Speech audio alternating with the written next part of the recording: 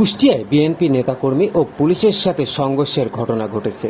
এই ঘটনায় পরিস্থিতি নিয়ন্ত্রণে আনতে 4 রাউন্ড গুলি ও টিয়ার সেল ছুড়েছে পুলিশ। পরিস্থিতি নিয়ন্ত্রণে আনতে ঘটনাস্থলে অতিরিক্ত পুলিশ মোতায়েন করা হয়েছে।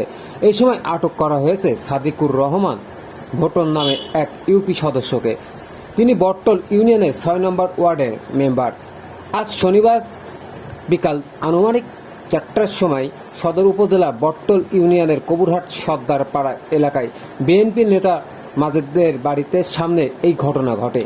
পুলিশ সূত্রে জানা যায়, বিএনপি যুবদল ও ছাত্রদল নেতাকর্মীরা পুলিশের অনুমতি না নিয়েই কবুরহাট এলাকায় মিটিংয়ের আয়োজন করেন।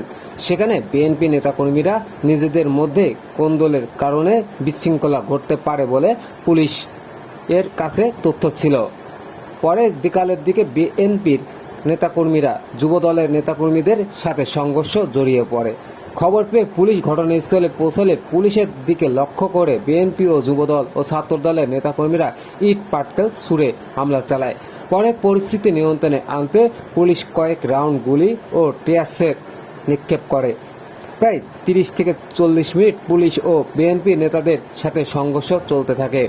এ বিষয়ে অতিরিক্ত পুলিশ সুপার পলাশ কান্তিনাথ জানান, মূলত গত কয়েকদিন ধরে কৃষক দলের কমিটি গঠনকে কেন্দ্র করে কুষ্টিয়াতে বিভিন্ন জায়গায় দুই পক্ষের উত্তেজনা চলছিল। তার আলোকে গতকাল এখানে কৃষক দলের একটি নবীন টাওয়ারে একটা প্রোগ্রাম ছিল। তো সেই প্রোগ্রামটাও তারা প্রশাসন থেকে অনুমতি না নিয়ে করতে গিয়েছিল এবং আমাদের কাছে তথ্য ছিল যে তাদের এই প্রোগ্রামে প্রতিপক্ষ হামলা করবে এবং জানমালের ক্ষতি করবে। তো আমরা এই কারণে তাদের এই প্রোগ্রামটা ওইখানে না করার জন্য তাদেরকে অনুরোধ করি এবং এক পর্যায়ে তারা আমাদের অনুরোধ শুনে ওইখান থেকে চলে যায়। পরবর্তীতে আজকে আবার যুবদলের ব্যানারে আরেকটি অনুষ্ঠানের জন্য আবার একই জায়গায় তারা অনুষ্ঠান আহ্বান করে, এটা নবীন টাওয়ার আলফার মোড়ে। তো এই বিষয়েও তারা প্রশাসনকে জানিয়ে কোনো মত বিনিময় সভা অথবা যে সভাটা করছিল আমাদেরকে জানায়নি। না জানানোর পরে আমাদের আবার সেই একইভাবে যেহেতু তাদের প্রতিপক্ষ এখানে হামলা করবে তথ্য ছিল এবং হামলা করার পরে যেহেতু এখানে অনেক মানুষজনের গ্যাদারিং হবে, রাস্তায় নামবে এবং জানমালের ক্ষতি হবে, সেই কারণে আমরা তাদেরকে বাধা দিই।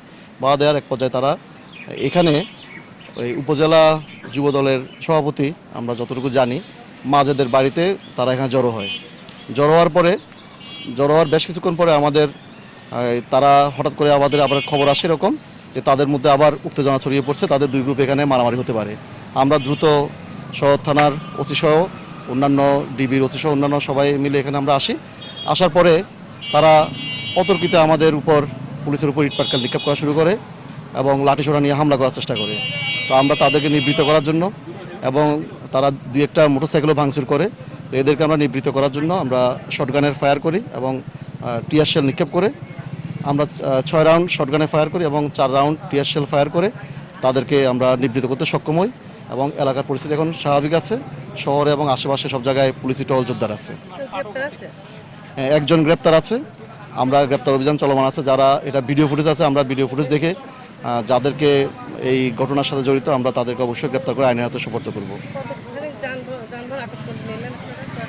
আমরা এখানে প্রাথমিকভাবে 23টা মোটরসাইকেল পেয়েছি তাদের রাখা এবং এর মধ্যে 2টা ভাঙ্গা এবং অন্য সবগুলো ভালো আছে। আমরা এই মোটরসাইকেল নিয়ে গিয়েছি।